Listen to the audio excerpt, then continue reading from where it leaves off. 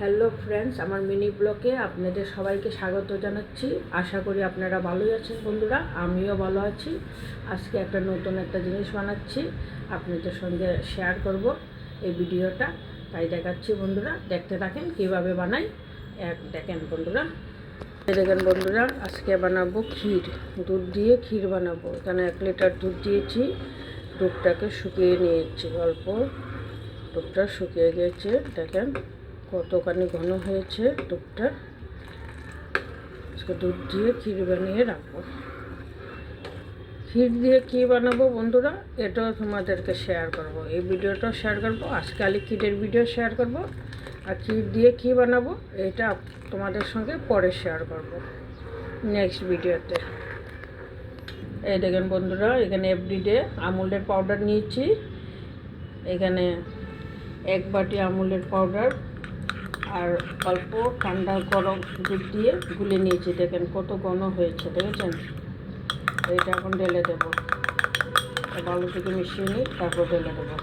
দেখেন বন্ধুরা, এটাকে ঢেলে দিলাম।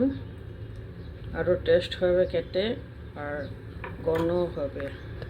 এই দেখেন বন্ধুরা, মিল্ক মেড দেবো অল্প, আরও খেতে টেস্ট হবে। এটাও ঢেলে দিচ্ছি অল্প।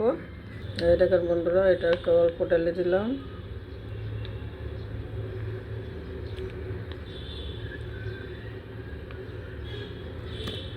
এখানে গোবিন্দভোগের চাল নিয়েছি, চাউলের গুঁড়া অল্প জল ঢেলে দেবো, দিয়ে এটা মিশিয়ে দুধের মধ্যে দিয়ে দেবো, তাহলে দুধটা ড্রাই হয়ে আসবে।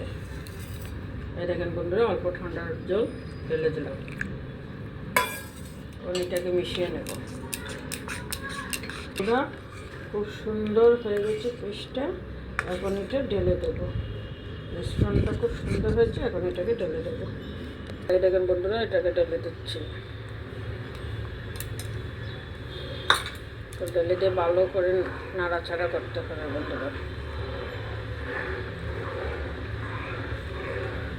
বন্ধুরা, কত সুন্দর ঘন হয়ে আসছে, দেখেন কত ঘন হয়ে আসছে।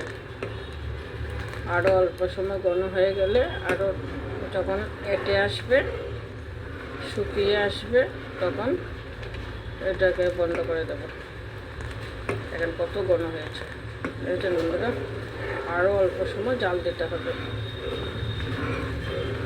দেখেন বন্ধুরা, কত সুন্দর ঘন হয়ে গেছে। দেখেন, এখন নামিয়ে নেব।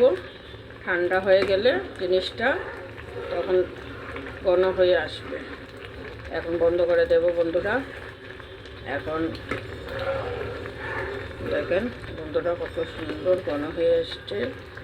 এখন বন্ধ করে দেব। ঠান্ডা হয়ে গেলে জিনিসটা আরও চাক্কা হয়ে আসবে।